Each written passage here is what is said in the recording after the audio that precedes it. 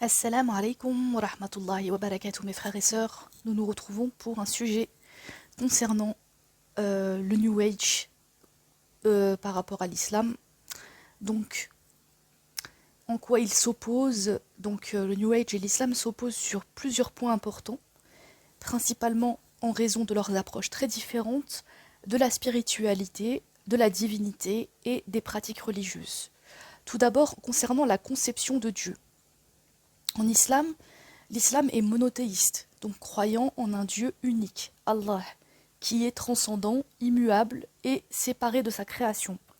L'islam insiste sur l'unicité absolue d'Allah, le tawhid, et interdit toute forme d'association divine, ce qui inclut la vénération d'autres divinités ou entités.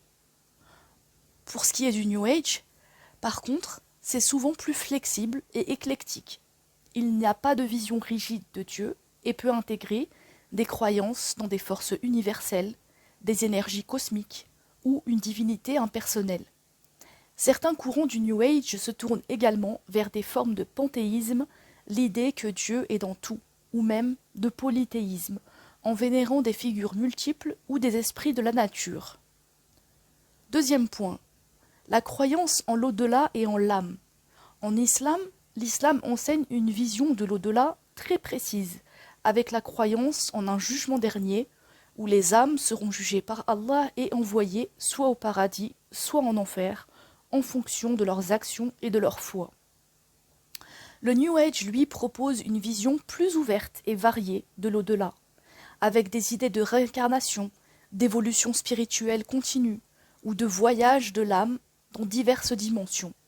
On retrouve ces idées couramment. La notion de rétribution après la mort dans le New Age est plus floue, contrairement à l'islam où le jugement est un élément central. Au niveau des pratiques spirituelles, en islam, il y a des pratiques strictes et codifiées comme la prière, salat, le jeûne, le ramadan, l'aumône, la zakat et le pèlerinage, le hajj. Les croyants suivent des rituels spécifiques et un code moral fondé sur le Coran et les hadiths. Dans le New Age, c'est beaucoup plus varié et personnel au niveau des pratiques.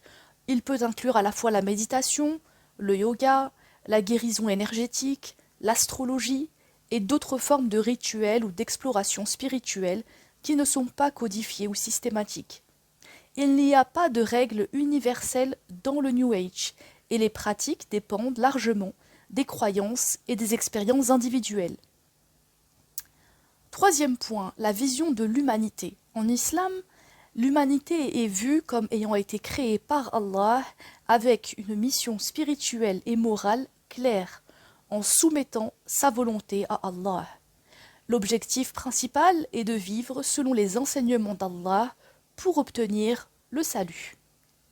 Le New Age, lui, tend à mettre l'accent sur l'éveil personnel, la croissance spirituelle et la connexion à des énergies universelles ou à un soi supérieur.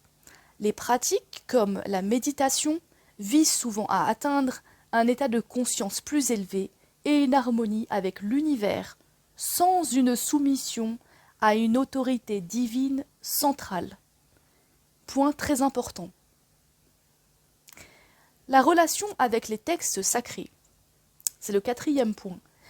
Dans l'islam, le Coran est considéré comme la parole immuable d'Allah et sa compréhension et son application sont cruciales pour la vie spirituelle et sociale des musulmans.